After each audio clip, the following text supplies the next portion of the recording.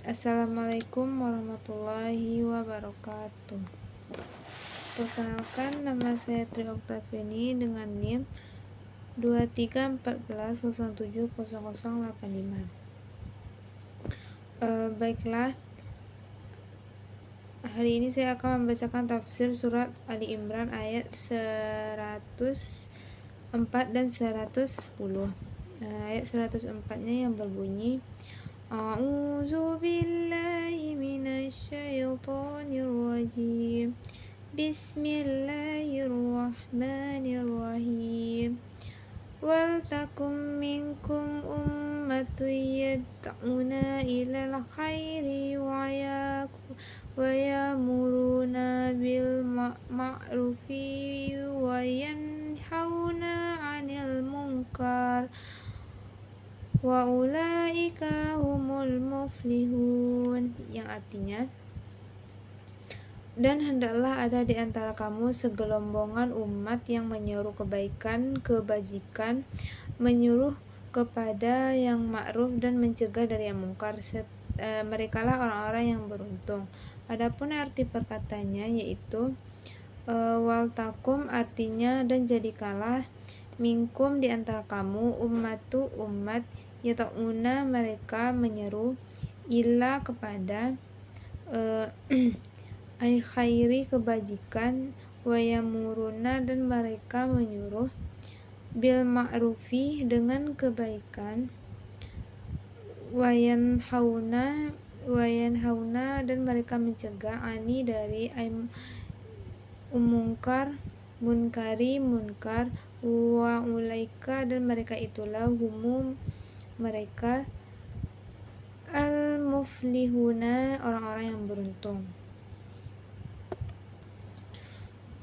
Adapun ayat yang ke-110 yang berbunyi, A'udzu billahi minasy syaithanir rajim. Bismillahirrahmanirrahim. Kuntum khaira ummatin ukhrijat lin-nasi tamuruna bil ma'rufi wa tanhauna 'anil munkari wa tu'minuna billahi walau amana ahlul kitabi lakanal khairal lahum minhumul mu'minuna wal aksyaruhumul fasyikin, yang artinya, kamu adalah umat yang terbaik yang dilahirkan untuk manusia, menyuruh kepada yang ma'ruf dan mencegah dari yang mungkar, dan berimanlah kepada Allah. Sekiranya ahli kitab beriman, tentulah itu lebih baik bagi mereka di antara mereka yang beriman, dan kebanyakan mereka adalah orang-orang yang fasik. Adapun arti perkata ayat 110 ini yaitu, kuntum kalian adalah, khaira sebaik-baiknya, ummati umat, ukhrijat dikeluarkan atau dilahirkan, linnasi bagi manusia, tumuruna kamu menyuruh, bil ma'rufi dengan kepada kebaikan, watan hauna dan kamu mencegah, ani dari munkari mungkar, watu minuna dan beriman, billahi kepada Allah, walau dan sekiranya, amanah beriman, ahlul kitabi kitab, lakana tentukanlah, khairan lebih baik, lahum bagi mereka, minhumu di antara mereka, minuha orang yang beriman, wa akhtaruhumu dan kebanyakan mereka, fasyikuna orang-orang yang fasyik.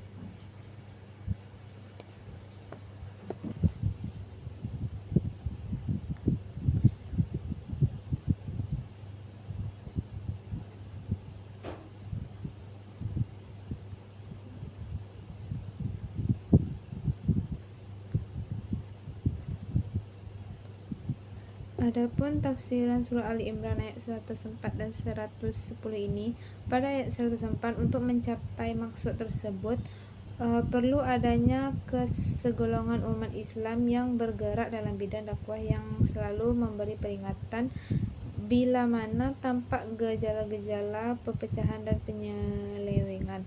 Karena pada ayat ini diperintahkan agar di antara umat Islam ada segolongan umat yang terlatih di bidang dakwah yang dengan tegas menyekutukan kebajikan, menyuruh kepada yang ma'ruf atau yang baik dan mencegah kepada yang mungkar.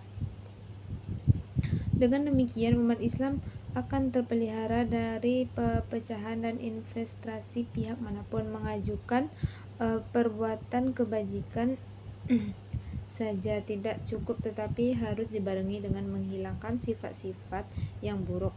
Siapa saja yang ingin mencapai kemenangan, maka ia terlebih dahulu harus mengetahui persyaratan dan taktik perjuangan untuk mencapainya, yaitu kemenangan tidak akan tercapai melainkan dengan kekuatan, dan kekuatan tidak akan terwujud melainkan dengan persatuan. Persatuan yang kukuh dan kuat tidak akan tercapai kecuali dengan sifat-sifat keutamaan.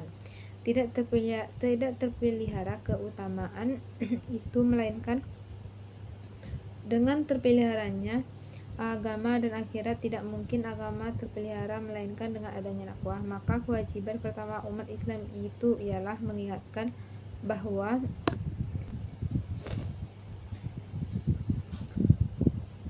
dan akhirnya tidak mungkin agama terpelihara melainkan dengan adanya dakwah. Maka kewajiban pertama umat Islam ialah mengingatkan dakwah agar agama dapat berkembang baik dan sempurna sehingga banyak pemeluknya. Dengan demikian, dengan dorongan agama akan tercapailah bermacam-macam kebajikan sehingga terwujudnya persatuan yang kukuh kuat.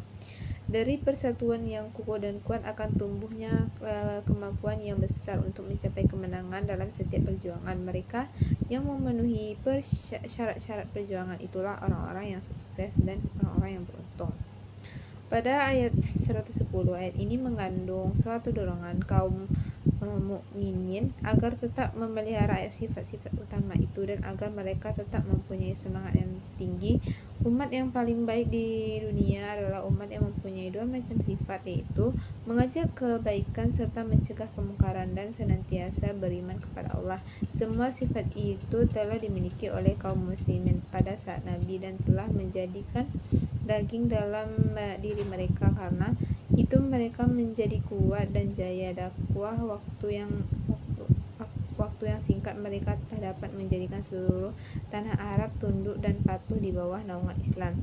Hidup aman dan berpecah-pecah, selalu berada dalam suasana kekacauan dan saling berperang antara sesama mereka. Ini adalah berkat keteguhan iman dan kepatuhan mereka menjalankan ajaran agama, dan berkat ketahanan dan kedaulatan mereka menegakkan amar makruf dan mencegah kemungkaran. Iman yang mendalami di hati mereka selalu mendorong untuk berjihad dan berjuang untuk menegakkan kebenaran dan keadilan sebagaimana tersebut dalam firman Allah, sesungguhnya orang-orang yang mukmin adalah orang-orang mukmin yang sebenarnya.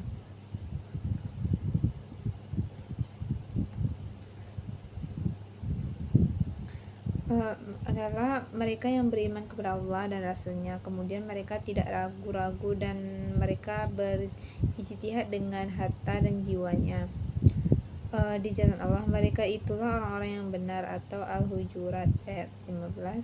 Jadi ada dua syarat untuk menjadi umat terbaik di dunia sebagaimana diterangkan dalam ayat ini. Pertama, iman yang kuat, yang kedua menegakkan amal makruf dan mencegah kemungkaran. Maka setiap umat dan apabila kedua itu diabaikan dan tidak dipedulikan lagi, maka tidak dapat diselesaikan. Bila umat itu jatuh kelemahan kemelaratan ahli kitab itu jika beriman tentu lebih baik bagi mereka. Tetapi sedikit sekali di antara mereka yang beriman, seperti Abdullah bin Salam dan kawan-kawannya. Dan kebanyakan mereka adalah orang fasik, tidak mau beriman. Mereka percaya kepada sebagian mereka adalah orang fasik, tidak mau beriman dan percaya kepada kitab suci, dan kafir kepada sebagaimana yang lain. Dan mereka percaya kepada sebagian rasul seperti Musa, Isa, dan kafir kepada Nabi Muhammad SAW. Keterkaitan dengan pendidikan. Yang pertama yaitu ayat ini memuat perintah Allah Subhanahu wa taala untuk menyeru kebajikan dan mencegah kemungkaran, yang berarti memerintahkan kebaikan dan menghentikan perilaku yang tidak sesuai dengan nilai-nilai Allah SWT. Dalam konteks pendidikan ini berarti memperkenalkan nilai-nilai kebaikan dan menghentikan perilaku yang tidak sesuai dengan nilai-nilai Allah SWT. Surah Al-Imran ayat 110 ini memuat perintah Allah kepada umat Islam untuk mengamalkan amal ma'ruf dan nabi mungkar dan beriman kepada Allah Subhanahu wa taala. Dalam konteks pendidikan Islam, ayat ini memiliki esensi yang signifikan dan mengembangkan dalam Al-Qur'an yang meliputi nilai-nilai pendidikan Islam seperti akidah, syariah, akhlak, dan ibadah. Mungkin itu saja tafsiran saya pada kali ini. Maaf apabila ada kesalahan atau kekeliruan dalam pengucapan dan sebagainya. Saya akhiri dengan membaca wassalamualaikum warahmatullahi wabarakatuh.